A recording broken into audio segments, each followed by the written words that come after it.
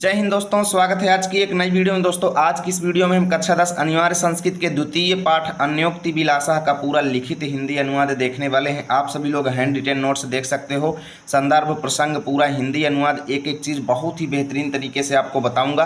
पहले मैं आपको अपनी इस बुक में बताऊँगा, उसके बाद इस नोट्स में दिखाऊँगा कैसे आपको एग्जाम में लिखना है, ताकि आपको पूरे 5 में से 5 अंक मिलें।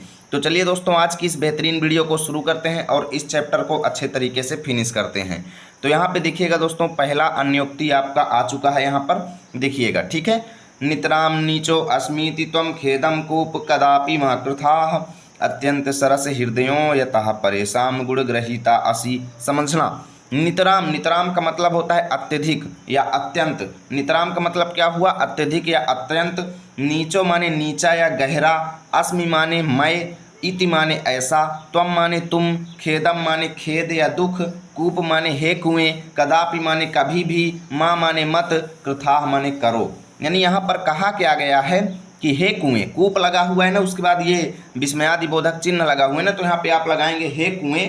हे कुएं, नितराम माने अत्यधिक, नीचो माने नीचा हूँ, अस्मि माने मैं, इति माने ऐसा सोच करके, त्वम माने तुम, खेदम माने दुख, कदापि माने कभी भी, माँ माने मत, कृथा माने करो।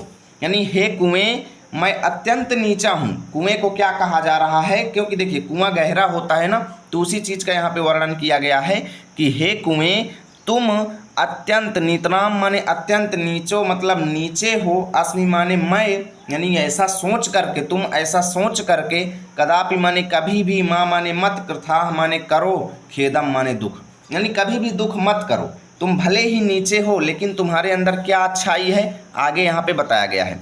यानी हे कुएं, फिर से एक बार देखना, हे कुएं, तुम ऐसा मत सोचो कि मैं, अस्मि माने मैं, नितराम माने अत्यधिक, नीचो माने नीचा हूँ, इति माने ऐसा, ठीक है, ऐसा मत सोचो।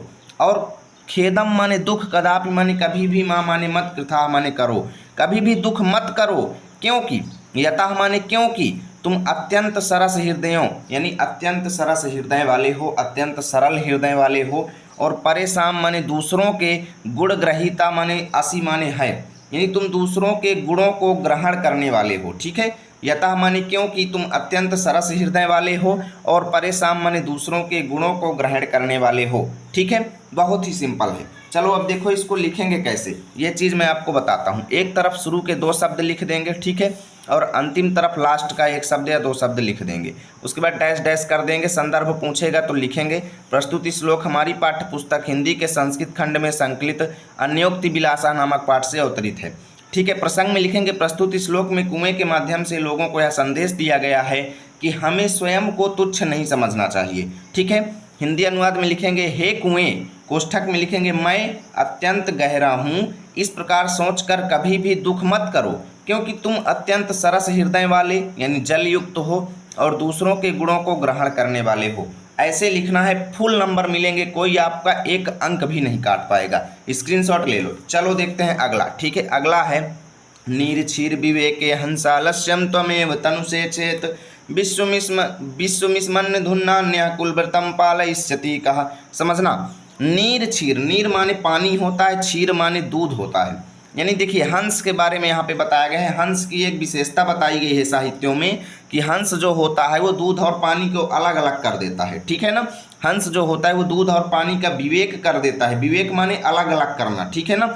यानी नीर यानी पानी और दूध को विवेक माने अलग अलग करने में, हंसम माने हे हंस, आलस्यम माने आलस्य, त्वम माने तुम, इव माने ही, तनुषे चेत, तनुषे चेत माने करोगे, चेत माने यदि, चेत माने यदि, तनुषे माने करोगे। यहाँ पे बताया जा रहा है कि हे हंस, हे हंस यदि, हे हंस यदि तुम ही दूध और पानी को अलग अलग करने में आलस्य, तनुषे माने करोगे, हे हंस यदि तुम ही दूध और पानी को अलग अलग करने में आलस्य करोगे, तो विश्वम माने संसार में, अस्मिन माने इस, यानी इस संसार में, अधुनान्य माने अधुन, अधुना माने आज, अन्य माने दूसरा कोई, यानी इस संसार में, अधुना माने आज के समय में, अन्य माने अन्य कोई, कुलव्रतम माने कुल की मर्यादा का, पालयिष्यति माने पालन, कह माने कौन करेगा, पालयिष्यति माने पालन करेगा, कह माने कौन, ठीक है ना।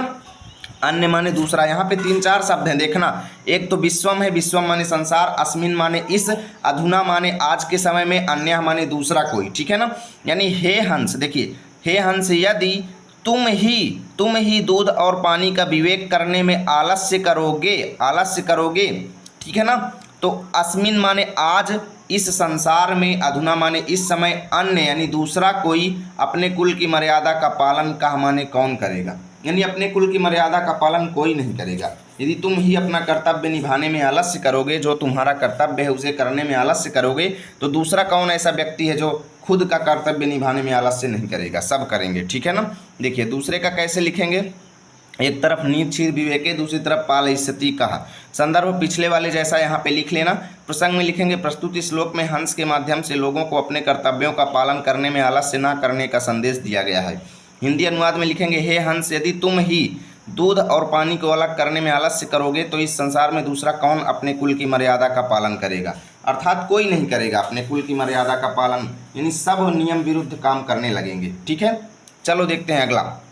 कोकिल यापय दिवसान तावद बिरसान करील बिट पेशु यावन मिल दलिमाला कोपी रसाला समूल सती। देखो यहाँ पे कोकिल यानी कोयल को कहा जा रहा है कि हे कोयल, यापय माने खर्च कर लो, बिता लो। यापय का मतलब क्या होता है, बिता लो। तावद माने तब तक, दिवसान माने दिनों को, बिरसान माने नीरस, करील बिट पेशु माने करील के वृक्षों पर, ठीक है, जिसके फल जो होते हैं कड़वे होते हैं। यानी यहाँ पे कहा जा रहा है कि हे कोयल, बिरसान माने नीरस दिन, किसको कहा जाता है, जिसमें व्यक्ति का मन ना लगे, ठीक है ना। यहाँ पे कहा जा रहा है कि हे कोयल, तब तक तुम अपने नीरस दिनों को करील के वृक्षों पर बिता लो। यापय माने खर्च कर लो, बिता लो। यावत माने जब तक, अलिमाला, देखिए समझिएगा, यावन मिलद अलिमाला माने भंवरों से युक्त, जब तक भंवरों से युक्त, कोपी माने कोई भी, रसाला माने आम का वृक्ष, समूलसती माने विकसित नहीं हो जाता। यानी जब तक कोई आम का वृक्ष जो है नहीं विकसित हो जाता, जब तक किसी वृक्ष में आम नहीं लग जाते, जब तक कोई आम का वृक्ष तैयार नहीं हो जाता, तब तक तुम अपने बिरसान माने नीरस दिनों को तुम करील के वृक्षों पर बिता लो। उसके बाद जब आम का वृक्ष तैयार हो जाएगा तो फिर तुम आम के वृक्ष में चली जाना, ठीक है ना। यानी हे कोयल, तब तक तुम अपने नीरस दिनों को करील के वृक्षों पर बिता लो, जब तक भंवरों की पंक्ति से युक्त कोई भी आम का वृक्ष समूलसती माने विकसित नहीं होता, ठीक है ना। यानी तुम्हें आम के वृक्ष के विकसित होने का इंतजार करना है। एक तरफ लिखना है कोकिल, दूसरी तरफ लिखना है समूलसती। संदर्भ पूर्वक प्रसंग में लिखेंगे प्रस्तुत श्लोक में कोयल के माध्यम से विद्वान पुरुषों को सांत्वना दी गई है कि एक न एक दिन उनका अच्छा समय अवश्य आएगा, इसलिए उन्हें धैर्यपूर्वक अपने बुरे दिनों को काट लेना चाहिए। हिंदी अनुवाद में लिखेंगे हे कोयल, तब तक अपने नीरस दिनों को करील के पेड़ों पर बिता लो, जब तक भंवरों की पंक्ति से युक्त कोई आम का वृक्ष विकसित नहीं होता है। ओके, बहुत अच्छे। चलो देखते हैं अगला। रे चातक सावधान मनसा मित्र क्षणम श्रूयताम अम्भोदा बहवो ही संति गगने सर्वे अपि नयतादृशा। समझो, रे चातक का मतलब है हे चातक। चातक किसको कहा जाता है, पपीहा को कहा जाता है। चातक किसको कहा जाता है, पपीहा को। यानी हे पपीहा आप लोग जानते हैं क्या करता है, हमेशा पीहू पीहू पीहू पीहू बोलता रहता है तब तक जब तक उसे स्वाति नक्षत्र की बूंद नहीं मिलती। ऐसा माना जाता है कि स्वाति नक्षत्र की बूंद से ही पपीहा शांत होता है। तो वही चीज़ यहाँ पे कहा जा रहा है कि हे चातक यानी हे पपीहे मित्र, यानी हे मेरे मित्र पपीहे, सावधान मनसा यानी सावधान मन से, क्षणम यानी क्षण भर के लिए, श्रूयताम माने सुनो, यानी क्षण भर के लिए मेरी बात सुनो। हे चातक मित्र, हे मित्र पपीहे, सावधान मन से क्षण भर के लिए मेरी बात को सुनो। अम्भोदा माने बादल, बहो माने बहुत सारे, ही माने होते हैं, ही संति माने होते हैं, गगने माने आकाश में, परंतु सर्वे अपि माने सभी, न माने नहीं, एतादृशा माने एक समान। यानी कि इस आकाश में बहुत सारे, बहो माने बहुत सारे, अम्भोदा माने बादल होते हैं, गगने माने आकाश में, यानी आकाश में बहुत सारे बादल होते हैं लेकिन सभी एक समान नहीं होते हैं। उनमें से होता क्या है कि केचिद यानी कई जो होते हैं, वृष्टि माने वर्षा के द्वारा यानी पानी बरस करके, आर्द्रयंती माने भिगो देते हैं, वसुधाम माने धरती को।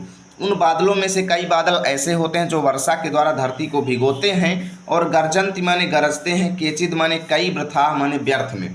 और उनमें से कई ऐसे बादल होते हैं जो व्यर्थ में ही गरजते रहते हैं। ठीक है, इसलिए तुम यम यम माने जिस जिस को पश्यसि माने देखते हो, यानी इसलिए हे पपीहे तुम जिस जिस को देखते हो, जिस जिस बादल को देखते हो, उसके पुरतो माने सामने, यानी उस बादल के सामने, माँ माने मत, ब्रूही माने बोलो, दीनम माने दीनता, पूर्ण वचः माने वचन, यानी उसके सामने तुम पीहू पीहू मत करो। ठीक है ना, उसके सामने तुम पीहू पीहू मत करो। जब स्वाति नक्षत्र की बूंद आएगी तब तुम्हारी प्यास शांत हो जाएगी। यानी हे मित्र चातक, सावधान मन से एक क्षण भर के लिए मेरी बात को सुनो। आकाश में बहुत सारे बादल होते हैं, लेकिन सभी एक समान नहीं होते हैं। उनमें से कई ऐसे होते हैं जो वर्षा के द्वारा धरती को भिगोते हैं, और कई ऐसे होते हैं जो व्यर्थ में ही गरजते रहते हैं। इसलिए तुम जिस जिसको देखते हो उसके सामने दीनतापूर्ण वचन मत बोलो। ओके, बहुत ही अच्छे से।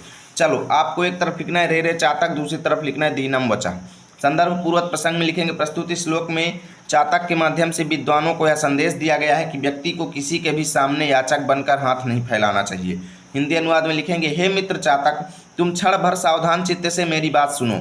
आकाश में बहुत सारे बादल रहते हैं, किंतु सभी ऐसे नहीं होते, यानी एक समान नहीं होते, उदार नहीं होते सभी। ठीक है ना, उनमें से कई ऐसे बादल होते हैं जो पृथ्वी को वर्षा से भिगोते हैं और कुछ व्यर्थ में गरजते हैं। इसलिए तुम जिस जिस बादल को देखते हो उसके सामने अपने दीनतापूर्ण वचन मत कहो। बहुत अच्छे, चलो आगे देखते हैं।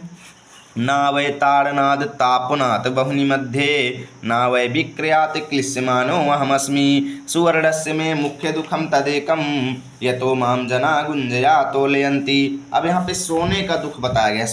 सोना अपना दुख बताता है कि देखिए, सोना तो आप लोग जानते ही हैं, गोल्ड। ठीक है ना, सोना कहता है कि ना माने नहीं, वह माने या कह लो होता है, ताड़नाद माने तपाने से या ताड़ित करने से। ताड़नाद का मतलब क्या होता है? पीटने से। ठीक है ना, ताड़ना देने से। ताड़नाद का मतलब ताड़ना देने से या पीटने से। ना तो पीटने से, ना वह ताड़नाद का मतलब क्या हुआ? ना तो पीटने से। तापनाद माने तपाने से, वह निमध्य मतलब अग्नि के मध्य में या आग के मध्य में। ऐसा माना जाता है कि जब सोना को आग के बीच में तपाते हैं ना, तो सोना और भी सुंदर चमकने लगता है। सोना जलता नहीं है, ऐसा बताया जाता है। ठीक है ना, तो कहता है सोना कि ना तो मुझको पीटने से और ना ही मुझको तपाने से और ना ही मुझको विक्रयात माने बेचने से, यानी ना तो बेचने से। क्लिश्य मानो माने दुखी, अहम माने मैं, अस्मि माने हूँ, यानी कि ना तो मैं पीटने से दुखी हूँ, ना तो मैं तपाने से, ना तो आग के मध्य में तपाने से दुखी हूँ, ना तो मैं बेचने से दुखी हूँ। ठीक है ना, क्लिश्य माने दुखी नहीं, दुखी, अहम माने मैं, कौन? सोना, अस्मि माने मैं। ठीक है ना, अस्मि माने हूँ, सॉरी। ठीक है ना, यानी ना तो तपाने से, ना तो पीड़ित करने से मैं दुखी हूँ, ना तो आग के मध्य में तपाने से दुखी हूँ, ना तो बेचने से मैं दुखी हूँ। ठीक है ना, सोना कहता है सुवर्णस्य माने सोने का, मैं माने मेरा, मुख्य दुखम माने मुख्य दुख, तद एकम माने एक ही है, यानी मेरा मेन दुख एक ही है। यतो माने कि, माम माने मुझको, जनाम माने लोग, गुंजिया माने रत्ती से। जो कहते हैं ना, एक रत्ती, दो रत्ती, तीन रत्ती, यानी कि मुझको दुख ये है कि लोग मुझको रत्ती से तौलते हैं। ठीक है ना, रत्ती से मापते हैं मुझको। मेरा मेन दुख यही है, ना तो मुझको पीटने से दुख है, ना तो मुझको तपाने से दुख है, ना तो बेचने से दुख है। ठीक है ना, जो करना है आप करो, लेकिन मुझको दुख तब होता है जब लोग मुझको रत्ती से तौलते हैं। ये सोना कहता है। ठीक है, चलो इसको भी देख लेते हैं। देखिए, आप लोग एक तरफ लिखेंगे ना वै ताड़नाथ, दूसरी तरफ गुंजया तोलयंती। संदर्भ पूर्वक प्रसंग में लिखेंगे। प्रस्तुत श्लोक में सोने के माध्यम से विद्वान और स्वाभिमानी पुरुष की व्यथा की अभिव्यक्ति की गई है। ठीक है ना, हिंदी अनुवाद में लिखेंगे मैं, यानी सोना, ना पीटने से, ना आग में तपाने से और ना बेचने के कारण दुखी हूँ, बल्कि मुझे तो बस एक ही दुख है कि लोग मुझे रत्ती से तौलते हैं। ठीक है, इतना आपको लिखना है। अब देखिए, छठवां यहाँ पे आप सभी के सामने आ चुका है, और जो कि इस चैप्टर का लास्ट है। रात्रिर्गमिष्यति भविष्यति सुप्रभातम, भास्वानुदेश्यति हसिष्यति पंकजाली, इत्थम विचिंत्यति कोशगते द्विरेफे, हा हंत हंत नलिनी गज उज्जहार। समझना, देखिए, रात्रिर्गमिष्यति माने रात बीतेगी, रात्रिर्गमिष्यति माने रात बीतेगी, भविष्यति माने होगा, सुप्रभातम माने सुंदर सवेरा, यानी रात बीतेगी, सुंदर सवेरा होगा। भास्वानु माने सूर्य, उदेश्यति माने उगेगा। यहाँ पर संधि विच्छेद करो, भास्वानु उदेश्यति यानी सूर्य भगवान निकलेंगे, और हसिष्यति माने हंसेंगे, पंकजाली माने कमलों की पंक्तियाँ, पंकजाली मतलब कमल की पंक्तियाँ खिलेंगी। हसिष्यति पंकजाली का मतलब यह है कि कमल की पंक्तियाँ खिलेंगी। ठीक है, इत्थम माने ऐसा, विचिंत्यति माने विचार करते करते, कोशगते माने कमल के अंदर बंद, द्विरेफे माने भंवरे के, यानी कमल के कमल के अंदर बंद भंवरा जो है वो ऐसा सोच रहा था। इत्थम माने ऐसा विचिंतयति माने विचार कर रहा था। देखिए ऐसा माना जाता है कि कमल जब खिलता है ना तो उससे एक भंवरा निकलता है। कमल के अंदर एक भंवरा बंद रहता है, ठीक है। जब तक वो खिला नहीं रहता तब तक वो भंवरा अंदर बंद रहता है, और जैसे ही कमल खिला तो भंवरा बाहर निकल जाता है। तो वही है कि कोस गते यानी कमल के अंदर बंद भंवरा, द्विरेफे माने भंवरा, इत्थम माने ऐसा भी चिंतित माने विचार कर रहा था कि रात बीतेगी सुबेरा होगा, सूर्य उगेगा और सूर्य कमल की पंखुड़ियाँ खिलेंगी। और हा हंत, इतने में ही हा हंत माने दुख की बात है कि नलिनी, नलिनी माने उस कमल को, गज माने हाथी, उज्जहार माने उखाड़ ले गया, और उसी कमल को हाथी उखाड़ ले गया। तो इसका मतलब क्या हुआ कि भाई हम लोग सोचते हैं कि कब हमारे ज़िंदगी में सुख आएगा, यानी हमारा दुख कब दूर होगा और हमको अब सुख मिलेगा, अब सुख मिलेगा। ऐसा ही सोचते सोचते हमारी ज़िंदगी कब बर्बाद हो जाती है किसी को पता नहीं चलता, ठीक है। वही चीज़ यहाँ पे लिखी गई है। अब देखो कब किसका जो है अंत हो जाए, कब किसकी मृत्यु हो जाए, ये जीवन नश्वर है, वही चीज़ यहाँ पे बताया गया है।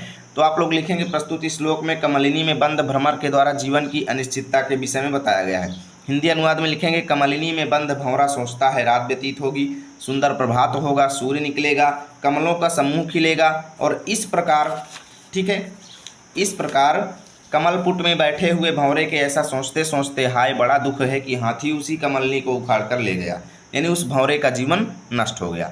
तो ऐसे आपका चैप्टर भी नष्ट हुआ। उम्मीद करता हूँ बहुत ही अच्छे से आपको समझ में आया होगा। प्लीज़ वीडियो को लाइक करना, दोस्तों के पास शेयर करना। मिलेंगे आप सभी के साथ अगली वीडियो में, तब तक के लिए जय हिंद, जय भारत।